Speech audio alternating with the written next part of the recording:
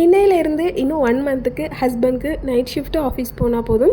So காலையிலேயே எழுந்திரிச்சு ஹரிபரியாக பிரேக்ஃபாஸ்ட்டும் பண்ணணும், லஞ்ச் பண்ணணுங்கிற பிரச்சனையே இனி இல்லை. இன்னும் 1 மந்த்துக்கு அலாரம் அடிக்கும்போது எழுந்திரிக்க வேண்டாம். நம்ம நல்லா தூங்கி முழிச்சதுக்கப்புறமா மெதுவாக எழுந்திரிச்சா போதும் நினைக்கும் போதே ஏதோ சுதந்திரம் கிடச்ச மாதிரி இருக்குது. இன்றைக்கி காலையில் அப்படி தான் எழுந்திரிச்சேன். இதுவும் ரொம்ப நல்லா தான் இருக்குது. காலையில் பிரேக்ஃபாஸ்ட்டுக்கு வந்து பொங்கல் தான் செஞ்சுருந்தேன். பொங்கல் கூட சாம்பார் செஞ்சுருந்தேன் அண்ட் கொஞ்சமாக கேசரி பண்ணியிருந்தேன்.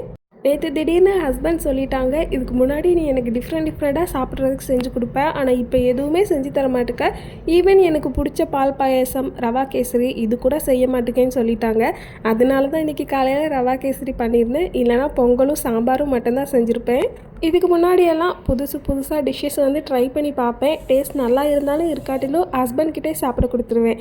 ஆனால் இப்போ செய்கிறதுக்கு ஒரு இன்ட்ரெஸ்ட்டே இல்லை. என்ன காரணம்னா ஆட்லினா பார்க்கணும். அவள் பண்ணுற சேட்டை எல்லாம் சமாளிச்சுட்டு அதுக்கப்புறம் அவள் தூங்குகிற நேரத்தில் நம்ம எப்படா ரெஸ்ட் எடுப்போம்னு தான் தோணுதே தவிர புதுசாக ஏதாச்சும் ட்ரை பண்ணணுன்னு அந்த ஒரு தாட் வரவே மாட்டேங்குது. ரியாலிட்டி என்னன்னா குழந்தைங்க வந்ததுக்கப்புறம் லைஃப்பில் எல்லாருக்குமே நிறைய விஷயங்கள் மாறிடுது.